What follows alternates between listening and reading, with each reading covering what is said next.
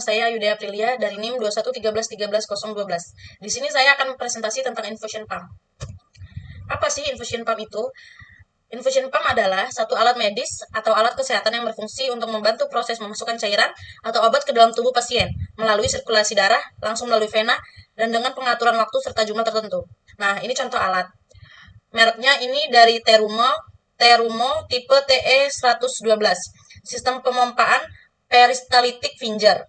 Akurasi mode kontrol kurang lebih 10%, akurasi mode kontrol tetes atau per menit itu kurang lebih 2%. Volume yang dikirim 0 sampai 9999 mili.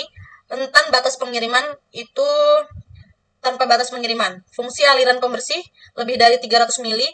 Daya AC 100 sampai 240 volt. 50 atau 60 Hz. Di sini ada prinsip kerja.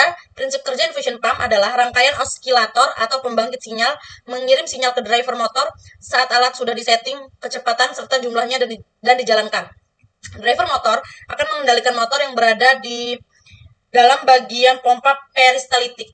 Gerak peristaltik yaitu gerakan menekan dan mendorong ke satu arah sehingga cairan infus dalam selang akan mengalir. Kemudian drip sensor bekerja saat mendeteksi tetesan air dan mengirim sinyal ke controller untuk mendeteksi berapa banyak tetesan yang keluar menuju pasien.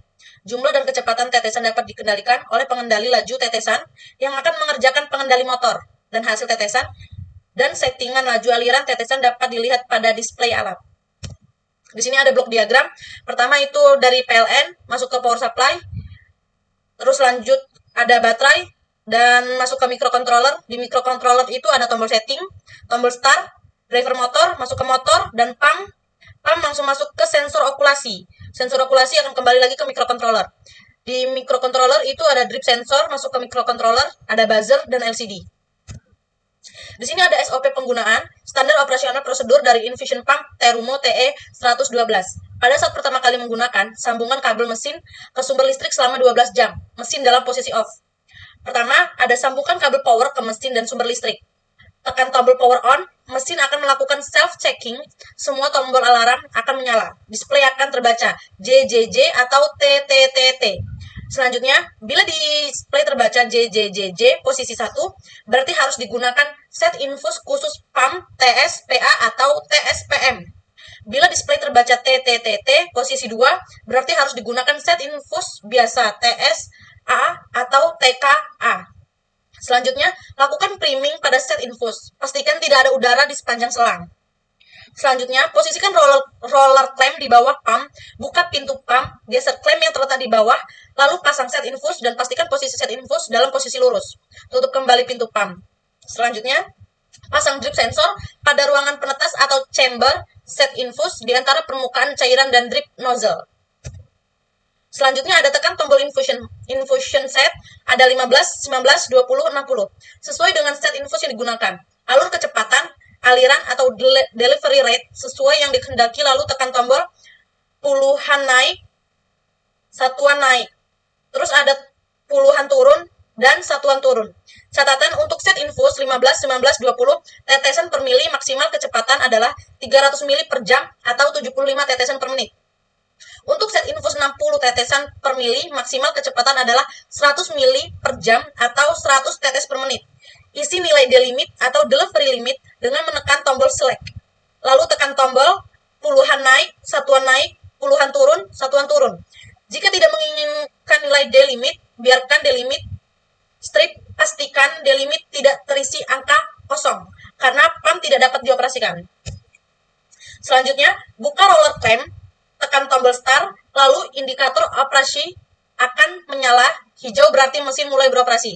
Selanjutnya, bila akan menghapus jumlah cairan yang sudah masuk ke pasien, tekan tombol stop, lalu tekan tombol mili clear selama 2 detik.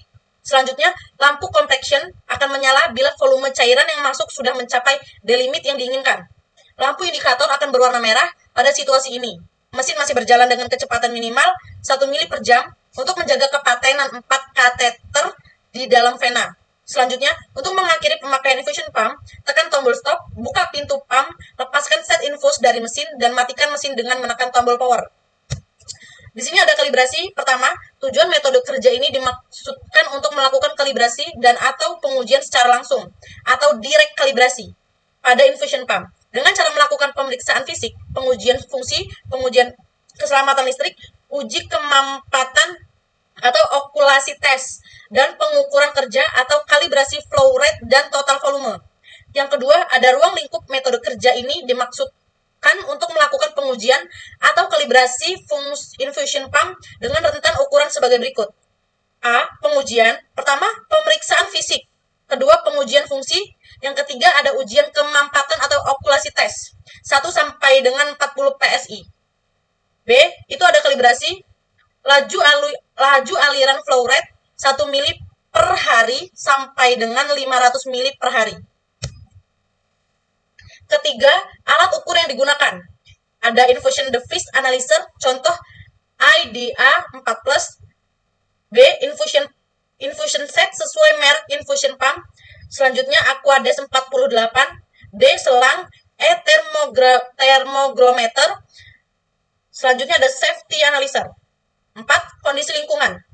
Kondisi lingkungan ini ada suhu lingkungan 25 derajat Celcius, kurang lebih 5 derajat Celcius. Kelembapan ada 55% RH, kurang lebih 20% RH. C. Tegangan jala-jala 220 volt, kurang lebih 10%. Kalibrasi. 5. Prosedur pengujian. A. Persiapan dokumen. Pertama itu ada metode kerja, instruksi kerja, lembar kerja, dan label. Ada B. Persiapan alat yang akan diuji atau kalibrasi. Pertama, siapkan alat yang akan diuji atau dikalibrasi. Kedua, periksa kelengkapan aksesoris. Selanjutnya ada C. Persiapan alat uji atau kalibrasi. Pertama, siapkan safety analyzer. Kedua, siapkan alat ukur infusion device analyzer. Ketiga, siapkan termogrometer. Dan selanjutnya ada D. Pendataan administrasi alat yang diuji atau kalibrasi di lembar kerja yang minimal terdiri dari 1. Catatan identitas pengujian. Kedua, catat nama alat. 3. Catat merek. 4. Catat model. 5. Catat nomor seri. 6. Catat ruangan. 7. Catat tanggal pelaksanaan. 8. Catat identitas case atau pelanggan. Selanjutnya ada E. Pengukuran kondisi lingkungan. Yang pertama, siapkan dan hidupkan termogrometer. Kedua, catat suhu dan kelembapan awal kerja. Ketiga, catat suhu dan kelembapan akhir. Yang keenam, pemeriksa fisik dan fungsi alat. Lakukan pemeriksaan pengamatan fisik dan fungsi infusion pump. A. Badan dan permukaan alat. Periksa bagian luar unit, pastikan bersih, terpasang ketat satu atau lainnya dan tidak ada bekas tertimpa cairan ataupun gangguan lainnya. B. Kontak alat. Periksa apakah ada gangguan pada kontak AC power. Gerak-gerakan kontak-kontak untuk memastikan keamanannya. Goyang-goyangkan kontak-kontak untuk memastikan tidak ada baut atau mur yang longgar. C. Kabel catu utama. Periksa kabel, apakah terlihat ada kerusakan atau bagian isolasi yang terkelupas. D. Sekring pengaman. Periksa sekring yang dapat pada bagian luar rangkaian, apakah nilai tahanan dan tipenya sesuai dengan spesifikasi yang tertulis pada alat. Sekring pengamanan harus berfungsi baik. E. Tombol, saklar, dan kontrol sebelum mempergunakan atau mengubah-ubah tombol kontrol. Periksa posisinya. Jika terlihat tidak berada pada posisinya, periksa dengan menggunakan metode pemeriksaan standar. Bandingkan dengan posisi kontrol. Ingat pengaturan tersebut dan jangan lupa untuk mengembalikan pada settingan awal jika sudah menggunakan. Selanjutnya ada tampilan dan indikator. Selama pengecekan fungsi, pastikan lampu indikator dan tampilan berfungsi seluruhnya. Yakinkan bahwa bagian tampilan digital berfungsi. Selanjutnya di sini ada prosedur kalibrasi. Berikut adalah prosedur kalibrasi Terumo TE112 menggunakan IDA 4+. Pertama, persiapkan infusion pump dan IDA. B. Pasang kabel power pada infusion pump dan IDA. C. Pasang selang out di belakang IDA. D. Sambungkan selang.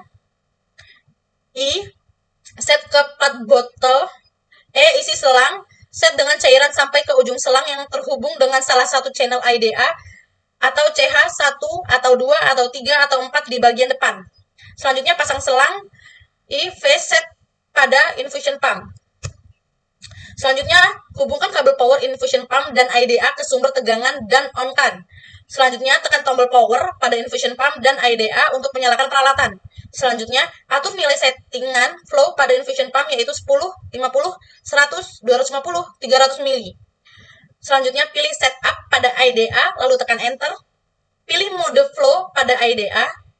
Jika sudah muncul, pilihlah start ketampilan status AL IDA, maka pilih Start lalu pilih Auto Start.